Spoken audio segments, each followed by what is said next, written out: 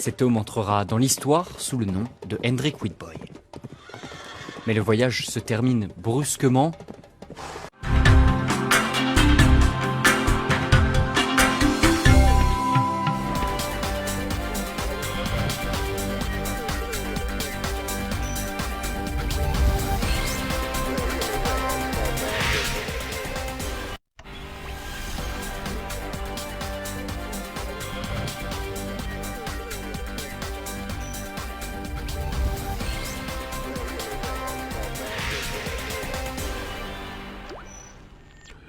Bonsoir à tous, bienvenue sur le plateau Equinox Soir, votre décryptage quotidien de l'actualité de lundi à vendredi entre 19h et 21h, 18h et 20h, temps universel. La loi numéro 2019 du 24 décembre 2019 portant code général des collectivités territoriales décentralisées fixe clairement les compétences que l'État doit transférer à ces structures pour mener à bien leurs activités. Pour les exécutifs communaux mis en place au terme des élections municipales du 9 février 2020, nombre de ces compétences restent attendues au niveau des collectivités territoriales décentralisées. Parmi elles, celles concernant les domaines éducation, santé, urbanisme, habitat, environnement, etc. À quelques jours de l'entrée en scène des régions et présidant la première session du Conseil national de la décentralisation, Chief Dr Joseph John Gouté, Premier ministre chef du gouvernement, a instruit les chefs des départements ministériels concernés par le transfert des compétences dans un délai de 8 jours de transmettre au ministre de la décentralisation et du développement local les projets de texte relatifs à ces compétences et les cahiers de charges pour approbation. Madame, Monsieur, tout à l'heure à 20h, c'est l'édition du vendredi présentée comme tous les vendredis par Nadine Yambou. Tout de suite après, ce sera le débrief du journal et tout de suite, le fait du jour.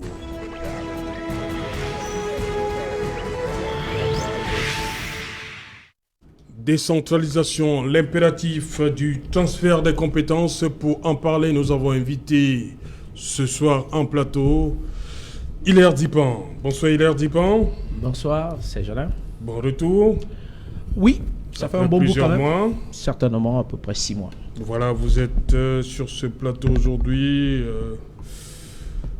Comment va le mouvement progressiste? Vous êtes président déjà? Vous êtes le coordonnateur général? En attendant qu'est-ce qui se passe? La formalisation officielle, je peux vous dire avec assurance que c'est en bonne voie. En bonne voie? Vous avez vu que depuis le départ du président Ekindi, il n'y a pas eu de remue-ménage. Ça veut dire que la sérénité... Alors, cette situation-là vous satisfait alors? Non, C'est un parti acéphale, Hilaire Dipan? Non, ça veut dire simplement que lorsque vous avez perdu le coordonnateur général qui a été à la tête du parti pendant 30 ans, oui. C'est pas du jour au lendemain qu'on le remplace. Il a fallu donc des concertations, il fallait que toutes les instances du parti le fassent. Et personnellement, j'ai fait le tour du pays pour voir un certain nombre de militants pour le préparer à ce remplacement-là. Ce qui va être formalisé. Et vous connaissez le malheur que j'ai traversé entre-temps. Ce n'est pas en public que ça se raconte, mais j'apprécie tous ceux qui, de près ou de loin, apportent le soutien dans ces épreuves très difficiles qui me concernent et qui concernent ma famille. Le peuple vous réclame à la tête de la coordination du MP? Je pense que c'est un parcours normal. Oui. Entré en politique en 1991, tout jeune étudiant, j'ai fait toutes mes preuves. Et toute ma carrière. Pas parachuté? Non. J'ai commencé comme militant de base. J'ai été 35e sur la liste du mouvement progressiste en 1996, lorsqu'on avait 35 places. J'ai gravi tous les échelons. Je suis devenu le numéro 2. Et puis donc, aussi naturellement, soit-il... Les gens ne comprennent pas que vous soyez le numéro 1 aujourd'hui. Ça fait plusieurs mois qu'il est parti, le cordeau. Vous savez, dites-nous, quand on en a parlé, vous voir, Hilaire Dipan ce soir. Ils vont être plus que ravis, parce que c'est une nouvelle réforme, c'est une nouvelle approche, c'est une nouvelle génération qui va prendre les choses. Nous ne sommes pas comme certains partis qui, sans toutefois le dire, conservent à l'éternel âme le président de la République et le président national de leur parti. Et à cela, ils vont. Je pense que cela est en violation parfois de certaines dispositions de notre Constitution, mais ce n'est pas le débat de ce soir. Mais ce que je voudrais dire à l'ensemble des Camerounais, c'est qu'il y a une nouvelle génération qui arrive à maturité. Quand on arrive dans une formation, quand on a 21 ans, et que 30 ans après, il faut arriver au sommet, je pense que ce n'est pas prendre le raccourci. Okay. C'est que j'ai fait mes preuves et tout le monde sait que je suis un progressiste dans l'âme. Ok, merci les Zipan d'avoir accepté notre invitation.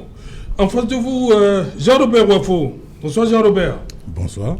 38 ans au pouvoir, vous aimez souvent le dire, le président a mis 38 ans au pouvoir. Vous-même, depuis que vous êtes en charge du Shadow Cabinet, il n'y a pas de remaniement ministériel au SDF? Vous êtes ministre de l'information depuis? Qu'est-ce qui se passe? Non mais écoutez, le SDF n'a pas un problème au niveau du chef de cabinet en charge de l'information et des médias. C'est votre... Sauf si vous avez un titre foncier là-bas? Sauf si vous voulez en créer un. Non, je dis votre poste à vous depuis que vous êtes en charge de l'information. Il n'y a personne d'autre pour... qui peut être nommé ministre au SDF? D'abord, je ne suis pas mal à l'aise à ce poste. Et puis de deux, si le président national, le chairman Ni John Fundi, juge, puisque c'est lui qui m'a nommé à ce poste, que je suis encore en capacité d'occuper ce poste, c'est son pouvoir discrétionnaire. Donc voilà. Donc, où est-ce qu'il est? Des nouvelles du chairman? Non, mais il est aux États-Unis et il va rentrer d'ici la fin du mois. Il est là. Le SDF est là. Le SDF vit. Mais vous avez vu la une de mutation, il dit sans direction fixe. Comment vous avez accueilli cette une de mutation? Le SDF sans direction fixe. J'ai mis ça dans le registre de quoi? De la satire. À la satire? Ah mais oui, il dit sans direction fixe, c'est quand même trop posé. Pour moi, je mets ça dans le registre satirique. Le SDF est bel et bien présent. Le SDF est dans l'action politique. Le SDF a pour président national le chairman John Fundi. Le SDF n'est pas un cimetière. Et le SDF ne sera jamais un cimetière. C'est tout à fait normal pour un parti qui se veut démocratique, qui ait des talents qui s'expriment à l'intérieur, parce que voyez-vous, c'est ce débat qui enrichit, n'est-ce pas, la diversité d'un parti politique. À condition, évidemment, que tout cela se fasse dans le cadre de l'intérêt, donc des intérêts du parti. C'est-à-dire qu'il ne faut pas violer les dispositions statutaires. Et puis, bon, nous avons toujours été dans le combat politique. On n'empêche à personne, n'est-ce pas, de s'exprimer au sein du SDF. J'ai vu, n'est-ce pas, cette une de mutation. Le chairman est donc à la grande une. Heureusement qu'il est épargné, n'est-ce pas, par cette titraille, puisque si on l'a mis effectivement à la grande une, ça veut dire que c'est lui qui tient le gouvernail. Bon, je comprends très bien que des gens essaient, n'est-ce pas, de trouver des océans, c'est-à-dire que entre différents responsables du parti, mais ce que je tiens à dire ici, c'est quoi? C'est que, in fine, le SDF rentre dans ses fondamentaux. Le SDF, et quand je parle de fondamentaux, c'est s'exprimer, n'est-ce pas, avec de l'énergie et le talent, n'est-ce pas, nécessaire sur les grands sujets d'actualité, de revenir également à ce qui est son ADN, à savoir les manifestations populaires pacifiques. Et ça, je dis bien, n'est-ce pas, à ceux qui nous gouvernent depuis Yaoundé, SDF is back. Et SDF is back. Ils verront. Ok. André Luther Meka, bonsoir. Bonsoir. Et vous êtes en... Oui, allez-y d'abord. Bonsoir à tous les patriotes qui aiment la paix, qui ont démontré qu'ils sont un peuple de paix, un peuple patriotique. Bonsoir aussi à tous les militants du ADPC, ils sont des millions, Cameroun et dans le monde. Donc vous êtes en charge une autre casquette, hein? Oui, disons... Depuis les municipales législatives, là, vous... casquette en casquette. Oui. C'est votre travail que vous abattez sur le plateau, vous êtes récompensé de plus en plus. Oui. Vous êtes en charge de la communication du ADPC, vous coordonnez la communication dans le littoral, c'est ça? Bien dans le volet. Disons que je suis coordonnateur des communicants dans le littoral. Je crois que c'est... Vous êtes satisfait de vos communicants ces derniers jours sur les plateaux?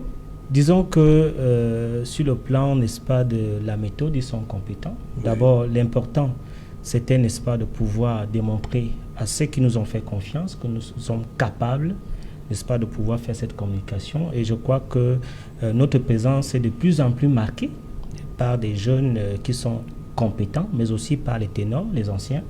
Donc, je crois que je suis pratiquement satisfait. La haute hiérarchie aussi est très, très satisfaite de ce travail. Donc, du moins, nous animons non seulement la communication en interne, mais également la communication sur le plan, n'est-ce pas, de l'extérieur. Et la preuve, nous sommes là tous les jours pour, n'est-ce pas, débattre des sujets d'intérêt général pour la nation.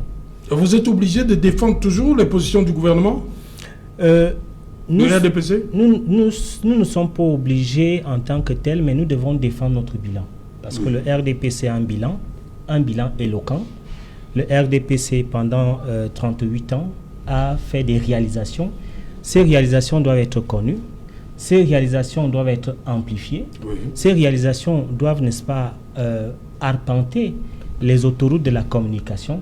Et je pense qu'il est tout à fait important, tout à fait nécessaire que lorsque nous sommes sur un plateau de télévision, que nous puissions, n'est-ce pas, faire savoir toutes les réalisations nécessaires que le président national, son Excellence Paul Biya, a pu, n'est-ce pas, apporter aux Camerounais, notamment sur le plan de la démocratie, notamment sur le plan économique et sur le plan politique. Et sur le plan politique, je crois que les débats, notamment dans les chaînes de télévision, la liberté d'expression, le multipartisme, et sont des acquis, n'est-ce pas, du capitaine du pays, le président Paul Biya, qui a apporté, n'est-ce pas, cette saine émulation politique. Et je crois que... Quid de la liberté de manifester?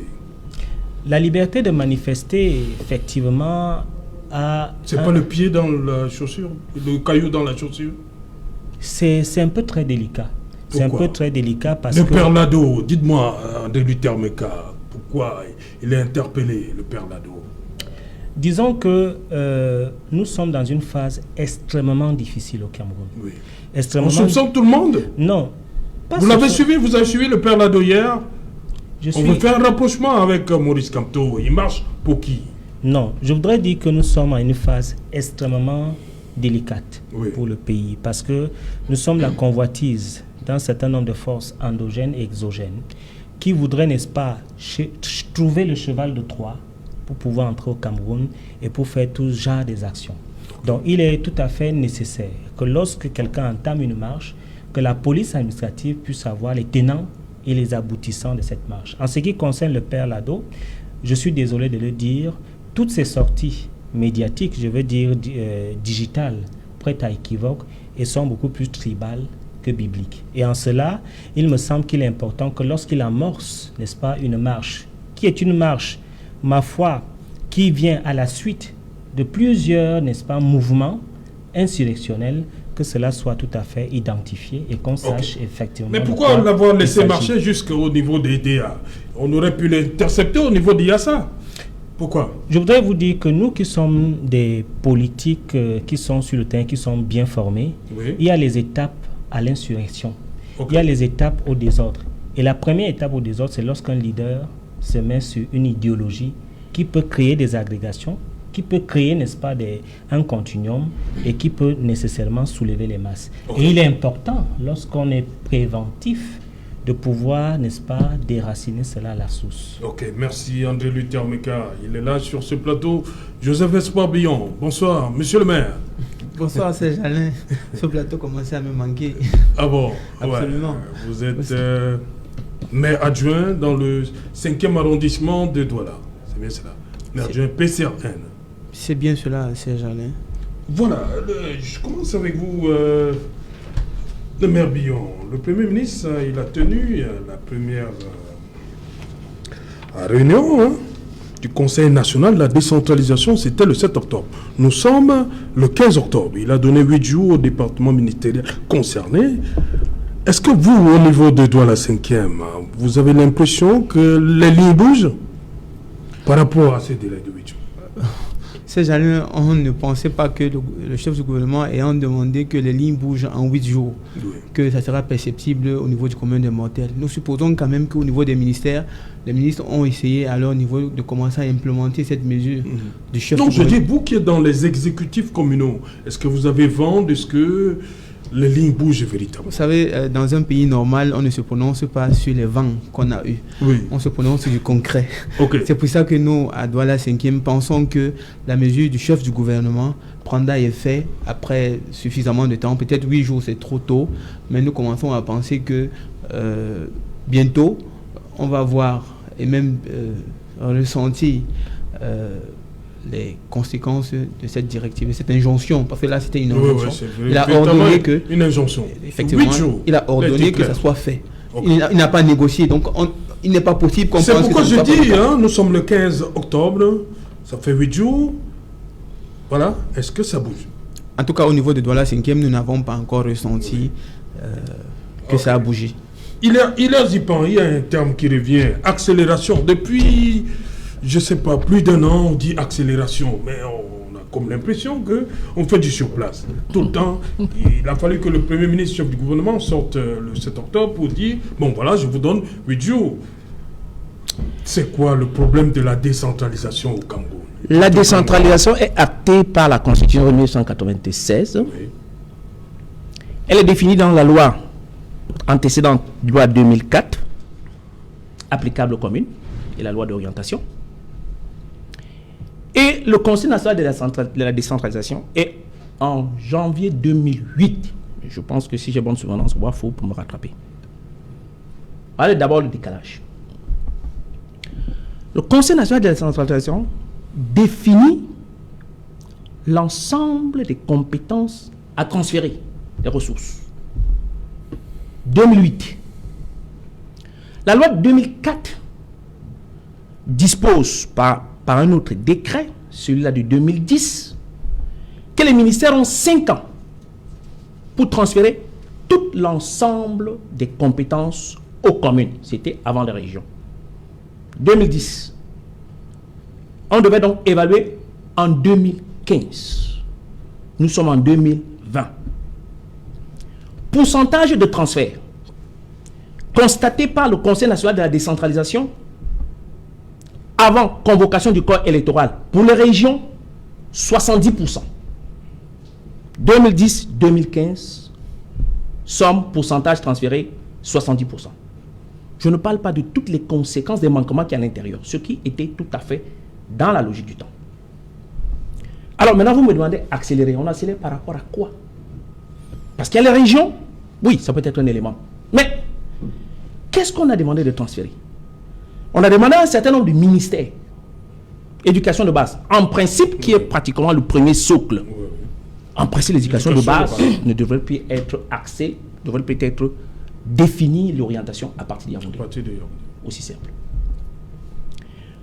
La santé, plus ou moins les comités de gestion dans différents hôpitaux régionaux, du moins pas régionaux, dans certains hôpitaux, pour ne prendre que le cas de Douala, pour que les téléspectateurs comprennent très bien, l'hôpital de Daïdo, pour ceux qui comprennent, le comité de gestion est acté par le maire. Mais le maire de la ville ou le maire de le maire d'arrondissement de Douala premier. Douala premier. Le délégué du gouvernement, président du comité de gestion, hôpital Akentini, et bien entendu... Le maire de la ville. Oui. Et donc, bien entendu, l'hôpital général, naturellement, c'est l'État. C'est ça, en fait, par étape, par étape. Je fais simple pour que les téléspectateurs... Oui, mais on va le comprendre. L'hôpital de Daïdo, le maire de Douala premier. Oui. Voilà. L'hôpital Lakentini. Le super maire de la ville. Oui, et l'hôpital général. Naturellement, l'État. Yaoundé, dans le ministère de la Santé. Voilà. Voilà, depuis Yaoundé. Aussi simple. Voilà, quelques étapes. Ça reste entre les mains de Manaouda Malachi. Exact. Mais maintenant, premier couac, il y a le Covid. Il est piloté où? À partir de Yaoundé. Le comité de gestion de l'hôpital d'arrondissement ne voit rien. Celui de la Cantini ne voit que faille. 180 milliards pilotés à partir de Yaoundé. Donc, j'ai pris cet exemple simple là pour que vous compreniez. Le blocage, ce n'est pas tant l'idée. Ce n'est pas tant les textes. C'est les hommes qui l'animent. Et en cela, l'État du Cameroun aujourd'hui est devenu prisonnier de son administration. Prisonnier des fonctionnaires. Prisonnier naturellement de ceux qui animent l'action gouvernementale au quotidien. C'est pour ça que devant cette situation, le Premier ministre ne peut que crier. Mieux, le Conseil national de la décentralisation lui-même, il a plein de failles. Son membre, tout le monde, sauf les concernés. Quand vous voyez les membres du Conseil national de la décentralisation, il n'y a pas de représentants des communes. C'est 2 sénateurs, 2 députés, 2 membres du Conseil économique et social qui sont membres. Et les communes ont un instrument, un puissant instrument qu'on appelle l'association des maires. Oui. Naturellement, le président de l'association des maires, qu'on appelle CVUC, devait être membre. Est-ce qu'on a réglé le problème là-bas? On a vu dernièrement, c'est l'ancien président qui n'est même pas, qui n'est pas reconduit, qui est toujours... Justement, c'est de ce débat-là qu'il faut qu'on a. Alors, vous avez les CVUC qui ont une association dans laquelle il faut élire un maire et dont le maire actuel est un maire qui n'est plus en fonction. Donc il faut le remplacer. Bon, bien entendu, on vient de convoquer ce corps-là pour passer aux élections. J'ose croire que, comme tout à l'heure, M. Meka ne va pas laisser que ce corps-là tombe entre les mains de ces intérêts étrangers qui visent à prendre le pouvoir. Vous savez que c'est de la succession du pouvoir qu'il s'agit maintenant. Les positionnements vont dans ce sens-là. J'espère qu'on reviendra dans une émission un peu plus en profondeur pour savoir. Donc je resterai donc dans ce cadre-là. Vous avez des corps qui adressent la vie au quotidien des Camerounais, le transport. Dans les ministères de compétences à transférer, datant de 2004, je ne prends pas la loi de 2009, le ministère des Transports n'a rien à transférer. Le ministère des Mines, qui gère les carrières, n'a rien à transférer. C'est indécent, M. Serge Alain. Donc, il y a toute une grosse problématique. Mais quand bien même le peu qui reste, rien n'est fait, cela montre simplement que l'administration a pris en otage aujourd'hui les politiques. Et ces politiques sont devenues complètement la mamie nourricière des fonctionnaires. Le problème alors, c'est l'État qui est devenu le parti et le parti qui est fait des fonctionnaires. C'est le RDPC, comme M. Meka qui est un bon fonctionnaire et qui est devenu aujourd'hui un bon militant du RDPC. Voilà. Jean-Robert Wafo dit très souvent que ce guichet unique, ce fameux guichet unique est à l'origine du ralentissement du transfert des compétences. Comment faire pour démanteler ce guichet unique qui semble se trouver à Yaoundé? Comme il a dit Hilaire Zipan, les textes sont bons, mais pourquoi on fait des cartes fer à Yaoundé? Tous les jours on dit accélération, mais on ne voit pas la voiture qui... Vous savez, il faut d'abord définir le concept de la décentralisation. C'est le transfert des compétences et des ressources conséquentes, n'est-ce pas, de l'État central aux collectivités territoriales décentralisées. Comme Hilaire Zipan a dit, ce concept est inscrit dans la Constitution du 18 janvier 1996. Oui. Pour avoir une idée, n'est-ce pas, de ce que l'État s'est transformé en un mammouth, les premières lois, c'était 8 ans plus tard, en 2004. Il les a bien citées, la loi d'orientation de la décentralisation et la loi fixant les règles applicables aux communes. Il y a eu des lois subséquentes, comme la loi portant fiscalité locale, etc., donc de 2009. Bon, mais maintenant, ce qu'on constate, c'est quoi? C'est que ce qui est mentionné dans les textes, déjà même porte les germes. Parce qu'on dit, porte les germes de cette lenteur et de ces blocages. Parce qu'il est inscrit dans les textes que ça obéit, que la décentralisation obéit au principe de progressivité, de complémentarité, de concomitance et de subsidiarité. Quand on parle de progressivité, vous comprenez très bien qu'au Cameroun, de ce que je viens de dire, progressivité signifie sans délai. Et c'est le problème qu'il y a, n'est-ce pas, avec cette décentralisation. Progressivité, c'est sans délai. Maintenant, quand on regarde le volume des ressources transférées par l'État central aux communes, si je m'en tiens, parce que la dernière évaluation, je crois que c'était en 2015, cette évaluation avait été faite donc pour la période 2010-2015 par l'ancien ministre de la décentralisation, de l'administration territoriale et de la décentralisation, René Emmanuel Sadi. Il avait fait part de ce que ce soit, c'est-à-dire quand on regroupe, n'est-ce pas, les différents transferts, que ce soit la dotation générale de la décentralisation, les impôts soumis à la péréquation, parce qu'il y a une part, c'est-à-dire qui est reversée, n'est-ce pas, aux communes d'arrondissement, ainsi que les crédits transférés par l'État à travers les ministères. Il avait parlé, n'est-ce pas, d'un montant global pour la période 2010-2015 de 588 milliards de francs CFA. Sauf qu'en réalité, ces 588 milliards de francs CFA représentaient moins de 3% du budget global de l'État durant la même période. Ça veut dire quoi? Ça veut dire que vous attendez 100 000 francs, sur 100 000 francs, qu'on gère, n'est-ce pas, au niveau de l'État sur l'entente du territoire, 360 collectivités territoriales décentralisées, bref, communes d'arrondissement et 14 communautés urbaines n'ont perçu que 3 000 francs. Moins de 3 000 d'ailleurs. Vous comprenez que le niveau est très faible. Bon, mais maintenant, jusqu'à ce que le grand dialogue national soit donc organisé, sur ces 3 postes-là, sur ces 3 agrégats-là, quand on les somme, on n'était qu'à 3,4%. Ça veut dire qu'on a bougé en faisant du surplace.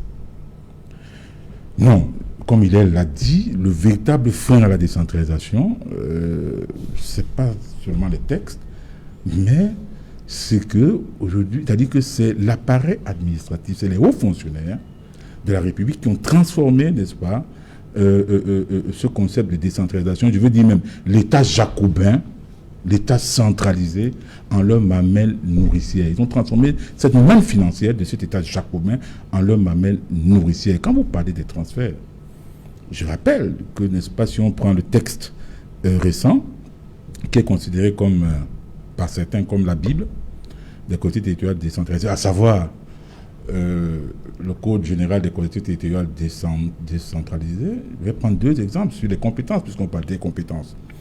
Au niveau de l'éducation de base, il est mentionné que quoi?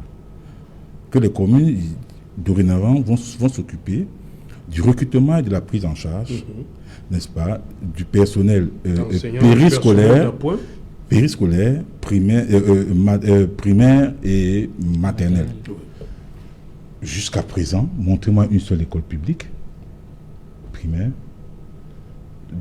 gérée par une commune d'arrondissement, parce qu'il est mentionné que les communes d'arrondissement doivent gérer, c'est-à-dire ils doivent recruter le personnel et les prendre en charge, c'est-à-dire prendre en charge leur salaire. Ce n'est pas encore le cas. Pourtant, le Code général de la décentralisation, ça a été voté le 24 décembre. 24 décembre 2019. Dans un an, donc dans bientôt un an. De 2 mois, ça va faire un an. Ça, c'est au niveau de l'éducation de base.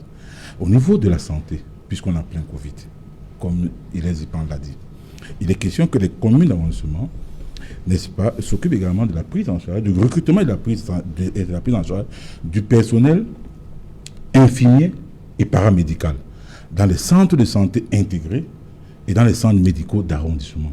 Est-ce que c'est le cas? Non. Monsieur le maire pourra nous dire. Sauf si ils l'ont fait peut-être dans leur commune sans ce qu'on appelle de façon triviale au Cameroun le fameux décret d'application.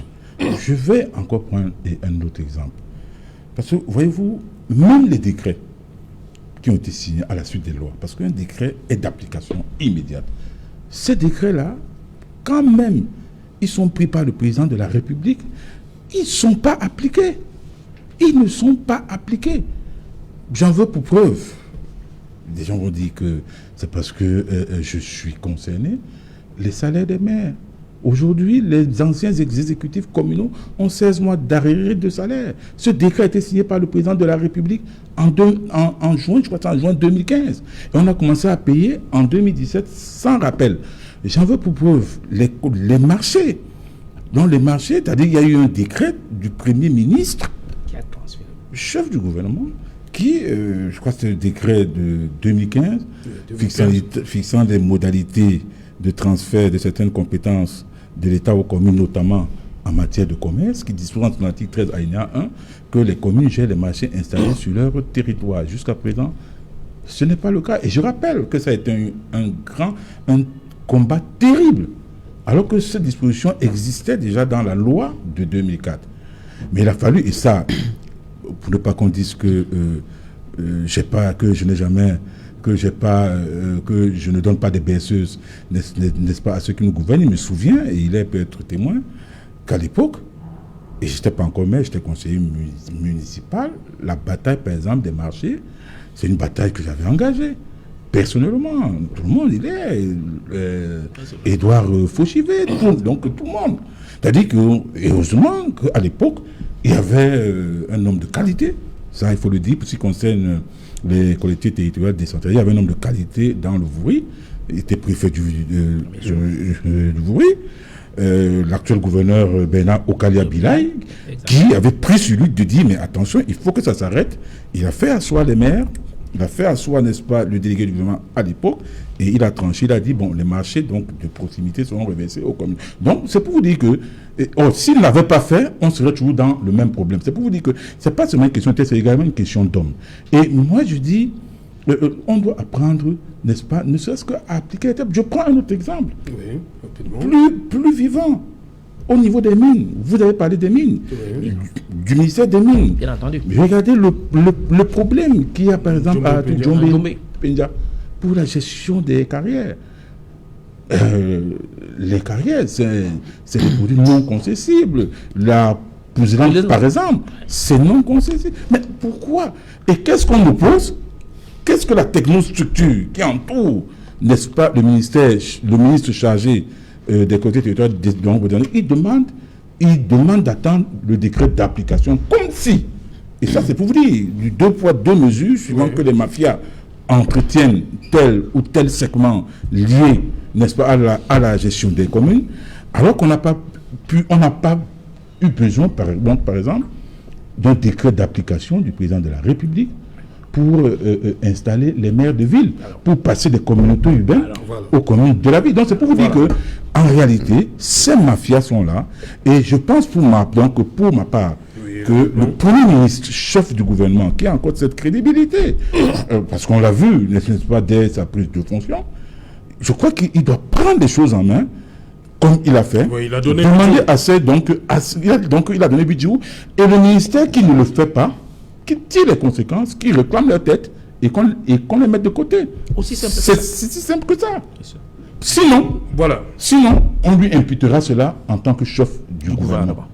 Voilà, il a dit, Jean-Robert Wafo, on n'a pas eu besoin du décret d'application pour passer du délégué de gouvernement au maire de la ville. Je reste Espoir Bion. Est-ce que vous, au niveau de Douala 5e, la loi vous reconnaît le recrutement, c'est-à-dire les mairies, le recrutement du personnel enseignant et du personnel d'appui au niveau des écoles? Qu'est-ce que la commune d'arrondissement de Douala 5e a fait pour ce qui est du secteur de l'éducation en rapport avec le texte de 2019 sur les collectivités territoriales décentralisées? Serge Alain, je voulais rappeler à vos téléspectateurs ici que la décentralisation ne fait pas un État dans un autre. Ça veut dire qu'il n'y a pas de petits Cameroun dans le Cameroun. Ça, c'est la première chose. Vous refusez le pouvoir qu'on vous donne? Serge Alain, que j'aille au bout de mon idée. Oui. La deuxième étape, c'est que jusqu'au transfert des compétences. Parce que quand on parle de compétences, on parle de la capacité à exercer. Oui. Donc, jusqu'à ce que ce transfert de compétences soit effectif, les écoles primaires, comme on appelle vulgairement, sont dirigées par des fonctionnaires. Je souhaite que cette fonction publique locale soit suffisamment implémentée. Je voudrais qu'on oriente la réflexion vers ce sens-là. Les mairies qui seront appelées à recruter pour que ces écoles... Ma question est justement de savoir, est-ce qu'au niveau de Douala 5e, vous avez déjà pris les choses en main? Comme il a dit, on n'a pas eu besoin de décret d'application. Est-ce que Douala 5e a pris les choses en main au niveau de ce secteur-là? J'aurais souhaité... L'éducation c'est vrai que c'est vous qui posez les questions, mais j'aurais souhaité que vous me posiez la question de savoir est-ce qu'au niveau de Douala 5e, nous avons la capacité de prendre les choses en main. Si la mairie de Douala 5e prend sur lui aujourd'hui de recruter les enseignants, de les affecter dans ces écoles pour que ces enseignants qu'on va travailler, avec quel budget on va les payer? Toujours avec celui de la commune? Ou alors, c'est pour ça que je voudrais qu'on sache. Transfert de compétences, ça rime avec transfert de moyens. Voilà. Pour le moment, nous, à Douala 5e, nous n'avons pas encore eu les moyens qui permettent que ces compétences soient totalement gérées par nous et le mécanisme qui permet que nous puissions recruter. C'est pour ça que j'ai souvent pensé, et je continue de croire, que le Cameroun est en perpétuel chantier. Le chantier de la démocratie, le chantier de la décentralisation, le chantier qui construira un État, mais alors un véritable État, qui, le moment venu, sera un État totalement... je n'ai pas l'impression que la France est totalement aboutie, mais nous pensons que le Cameroun, qui est en perpétuel chantier, à terme, va permettre que nous puissions dire oui, nous avons atteint le but, nous avons atteint l'objectif. Nous sommes réellement dans un État décentralisé. Mais pour le moment, moi, je ne pense pas que ce soit encore le cas et je ne peux pas leur demander de faire ce que je sais qu'ils sont incapables de faire. Parce que je voudrais dire une chose, nous avons mis les lois en avant, mais tout à l'heure, monsieur le ministre a dit qu'ils ont leur fameux mot, le décret d'application. Moi, je pense que ce n'est pas seulement un fameux mot qu'ils ont, c'est qu'on a passé le temps à voter des lois et à les mettre au même niveau. Je pense que implémenter une loi sur les mines, avec ce que ça regorge comme intérêt, le seul revenu dans ce ministère étant peut-être des carrières et des trucs minéraux, de tout ce sol, leur demander de donner toute cette compétence à des collectivités territoriales décentralisées, c'est leur dire de rester sans rien faire. À quoi c'est vrai ce ministère? Peut-être à coordonner cela. Maintenant, si on se posait la question, est-ce que toutes les collectivités territoriales décentralisées auront la compétence? On nous dirait ici qu'on a transféré ces compétences. Il faut savoir que le ministère des Mines n'a déjà pas suffisamment de personnel pour pouvoir les déployer dans tout le Cameroun, dans les 360 communes qui auraient besoin de ces compétences. En fait, je refuse d'être pessimiste, je refuse de voir mal, je refuse de voir le verre à moitié vide, je préfère le voir à moitié plein. C'est pour ça que je prends cette position. Toutefois, je vais revenir ici et déplorer le fait que les fonctionnaires ont choisi d'empêcher que la décentralisation soit effective dans notre pays. Ne pas le décrier, c'est faire preuve de mauvaise foi. Le reconnaître, c'est les pousser à changer de casquette. C'est les amener à comprendre qu'ils sont Camerounais autant que nous et qu'ils ont intérêt, comme nous, à voir ce pays atteindre l'objectif idéal qui est l'effectivité de la décentralisation. Okay. Notre pays gagnerait énormément à ce qu'on soit un État décentralisé. Plutôt qu'avoir cette lourdeur administrative et continuer à peser. Je vais vous dire un autre cas, Serge Alain. Moi, je suis chargé de l'environnement à Douala 5e. Et dans le cas de l'environnement, lorsque vous déposez les thèmes de référence de la notice d'impact environnemental, la loi demande que je transfère vos thèmes de référence pour avis technique au délégué départemental de l'environnement. Quand je les lui transfère, il est question là qu'il prenne connaissance et qu'il apporte un avis technique parce qu'il est l'ingénieur de l'État. Il est celui qui est censé mieux connaître ce domaine. Parce que le fait d'être maire ne vous donne pas les compétences dans tous les domaines. Oui. Et donc, quand vous le lui envoyez, s'il estime qu'il peut vous bouder, il prend le dossier, il classe chez lui. Dans mon cas actuellement à Douala 5e, tous les dossiers qui sont envoyés au délégué départemental de l'environnement, il les a classés.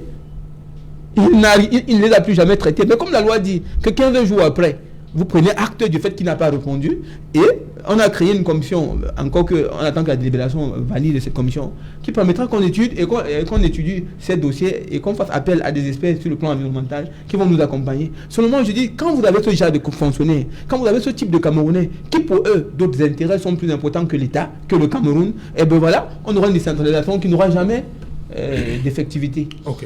Merci. Voilà, André Luther Beka, je crois que vous avez suivi, il semble être unanime, les copanélistes, les fonctionnaires, c'est le véritable problème. C'est eux qui empêchent la décentralisation d'aller comme on aurait souhaité. Est-ce qu'ils sont au-dessus de la loi? Les lois sont là. Pourquoi les fonctionnaires au niveau de Yaoundé bloquent les choses?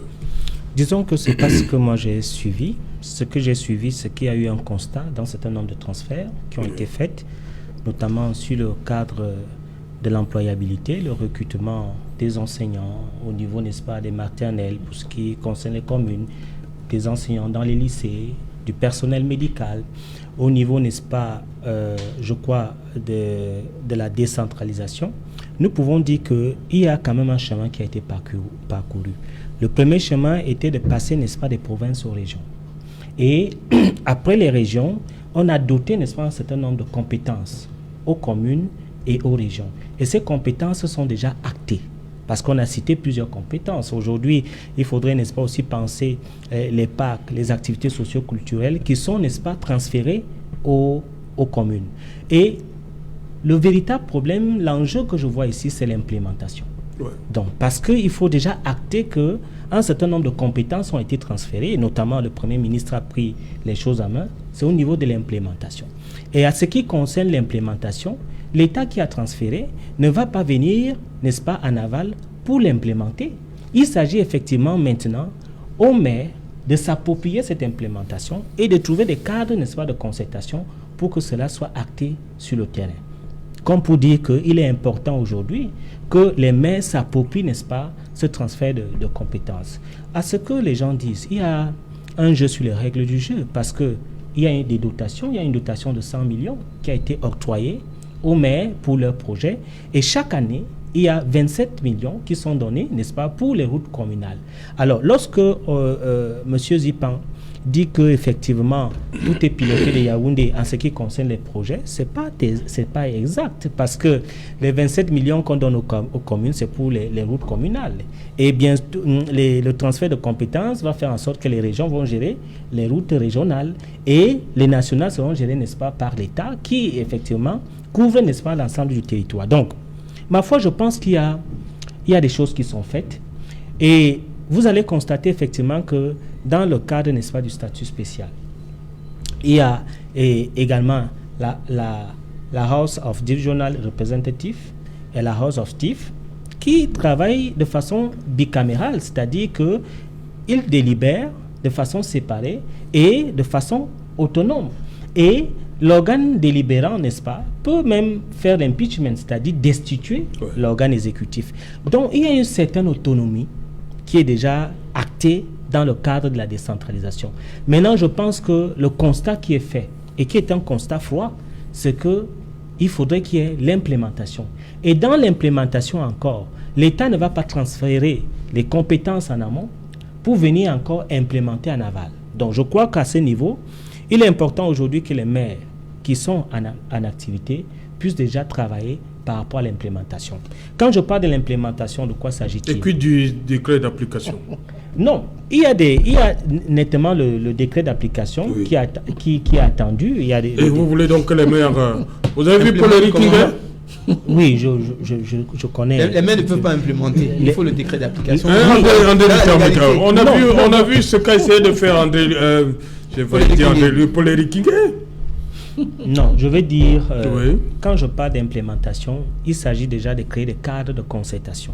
Parce que ce qui est évident, c'est que ce sera acté, ce sera implémenté. Mais le temps passe. Alors, les cadres de concertation... Le mandat s'écoule. Les cadres de concertation, c'est de travailler avec la tutelle des communes, notamment le préfet, pour déjà asseoir la collaboration entre les établissements et les mairies, entre les hôpitaux, n'est-ce pas, des centres intégrés, les hôpitaux du district, avec, n'est-ce pas, les régions, pour que le moment venu, lorsque le décret d'application arrivera, que cela soit, n'est-ce pas, une sorte de continuum. Donc, pour moi, je crois que s'il faut dire aujourd'hui que des choses avancent, je vais dire que cela avance. Parce que nous sommes quittés, n'est-ce pas, de la théorie, nous sommes quittés, n'est-ce pas, de l'évolution, étape par étape. Aujourd'hui, les présidents des régions seront votés, les maires des villes sont déjà votés, un certain nombre de compétences. Est-ce que vous comprenez l'attitude du Premier ministre John Gauthier qui donne 8 jours? Vous dites que ça avance. Le Premier ministre a besoin de sortir pour dire qu'il donne 8 jours aux membres du gouvernement, à certains membres du gouvernement, André Luther Meka. Vous trouvez que ça évolue? Cette sortie-là, elle a tout son sens. Non. Il a presque mis comme il dit, il a mis le pistolet au niveau de la tempe de ces ministres-là qui freinent le processus. C'est tout à fait exact que le Premier ministre qui coordonne l'activité gouvernementale puisse donner un délai, une échéance, n'est-ce pas, à un certain travail. Mais ce que je voudrais faire comprendre aux téléspectateurs, c'est que il y a déjà des compétences qui sont transférées dans certains ministères, l'éducation de base, n'est-ce pas, le MINISEC, n'est-ce pas, le MINAC, qui sont déjà transférés. Maintenant, nous sommes au niveau de l'implémentation. Et c'est à ce niveau que le Premier ministre demande, n'est-ce pas, d'accélérer le processus pour que cela puisse, n'est-ce pas, être implémenté sur le terrain. Laissez-nous... Mais j'ai l'impression que... d'abord. Non, je pense que cette émission a été suivie par beaucoup de Camerounais. Et c'est un enseignement. Si vous n'avez pas d'idée, M. Meka, vous laissez. C'est bon. Vraiment, il faut respecter le téléspectateur. Le Premier ministre donne 8 jours à un membre du gouvernement. Vous savez ce que ça veut dire en entreprise? Ça veut dire quoi? Que vous n'avez rien remis depuis. Vous n'avez rien remis depuis. Non. Je vous ai demandé. Vous n'avez rien remis depuis. Vous avez 8 jours. Dans ce cas, je prends mes responsabilités. C'est ce que ça veut dire le Premier ministre. La loi ne date pas de 2009 ou de 2019. On a fait l'historicité ici de cette loi. 2004-2020, ça fait combien d'années? 16 ans. Le Conseil national de la décentralisation, on était censé transférer entre 2010 et 2015. 5 ans. Rien n'est fait. pour les communes. Je ne fais pas l'amalgame avec les régions, pour les communes. Et il faut vous appeler l'exemple sur les écoles maternelles, primaires. Et là, je fais un peu pour qu'il y ait de la clarté. Vous savez, lorsqu'il y a des textes, est-ce qu'il y a des précisions? On ne fait pas d'amalgame. Je prends un cas très simple. L'ensemble des fonctionnaires est géré par le ministère de la fonction publique. C'est là-bas qu'ils chacun immatricule. Quand même vous travaillez ailleurs. Ça veut simplement dire que dans ton transfert de compétences, il suffisait qu'on clique l'ensemble du personnel du ministère de l'Éducation de base, dorénavant transféré à telle commune. Point barre. Et il y a un responsable du ministère de la fonction publique qui veille en ce que chacun soit à son poste. Aussi simple que ça. On n'a pas demandé de payer les salaires. Parce qu'il y a l'unicité de la caisse. Deuxième exemple, c'est que, monsieur Meka, soyez quand même sérieux. Qu'est-ce que vous appelez implémentation? C'est un nouveau mot. Qu'est-ce que vous appelez orientation? C'est un nouveau mot. Nous sommes dans une situation extrêmement compliquée. Et 15%, et là, il faut que les Camerounais comprennent, 15% du budget national, dans 2 mois, ça veut dire qu'à peu près, minimum 750 milliards vont être transférés aux régions et aux communes pour être administrés. Si vous n'avez pas des gens compétents, ça ne sert à rien. Monsieur Meka, le RDPC, tel qu'il est formulé à l'heure actuelle, le Premier ministre vous dit que ça ne marche pas. Voilà ce que le Premier ministre vient de dire. Le Premier ministre dit qu'il faut aller vite. Non, il a 8 jours. Il ne dit Chacun pas a que 8 ça, jours. non, il ne dit pas que ça ne marche pas. Vous permettez Il dit à qu'il faut aller vite. Permettez à Jean-Robert Wafour, avant le journal. Non, mais ce que veut dire, monsieur le maire, quand vous parlez d'effectifs insuffisants, c'est méconnaître un peu, n'est-ce pas, ce qui se passe au niveau central. Mais nous avons des intelligences au Cameroun qui chôment. Oh, prenez un peu, c'est-à-dire que prenez le fichier solde de l'État. Le ministre, non, le SIF a toujours mentionné que le fichier solde de l'État était corrompu par les faux fonctionnaires. Et il y a eu des opérations d'assainissement du fichier solde de l'État qui ont produit des gains de productivité. Pourquoi ne pas recruter des gens, de nouvelles intelligences avec le gain de productivité tiré de l'assainissement du fichier solde de l'État. Ça va résorber le problème de chômage. Et puis, c'est comme ça que dans toutes les communes, n'est-ce pas, on pourra affecter les pertes. Autre chose, quand vous parlez... Permettez Jean-Robert, c'est l'heure du journal, on revient, beaucoup de temps. Elle est déjà là, Nadine Yambo. Bonsoir Nadine, au menu ce soir. Bonsoir, c'est Jeanne Autou. Bonsoir également à vos invités et à vos chers téléspectateurs. Ce soir, au journal de 20h, nous parlerons de la compagnie aérienne Cameaco qui est au cœur de tous les débats ces derniers jours. Le nouveau report de la relance des vols commerciaux annoncé en grande pompe renforce, selon les experts, l'image d'une compagnie au bord de la faillite. Le top management de Cameaco évoque bien évidemment des problèmes d'assurance en raison de la pandémie de coronavirus. Dans ce journal, nous reviendrons également sur cette sortie de Cabral Libye. Ce jour à Yaoundé, le président du PCRN, au cours d'une conférence de presse, a appelé les Camerounais de tous bords à se mobiliser massivement pour dire non à la nouvelle taxe douanière sur le téléphone et même le scandale au dernier concours d'entrée à l'ENAM. Et puis, hors de nos frontières, nous irons voir avec nos envoyés spéciaux en Guinée-Conakry, Gizogo et Emmanuel Diop, sur l'ambiance des dernières heures de la campagne électorale. Elle s'achève dans ce vendredi et les candidats qui multiplient les stratégies pour pouvoir donc convaincre les électeurs. Serge Alain. Voilà, madame, monsieur, c'est donc la fin de cette première partie Equinox Soir. On se retrouve dans une trentaine de minutes pour Equinox Soir. Deuxième partie, ce sera le temps du débrief. Mais tout de suite, c'est le 20h, comme tous les vendredis, avec Nadine Yambo. 7 conseils pour se protéger contre le nouveau coronavirus.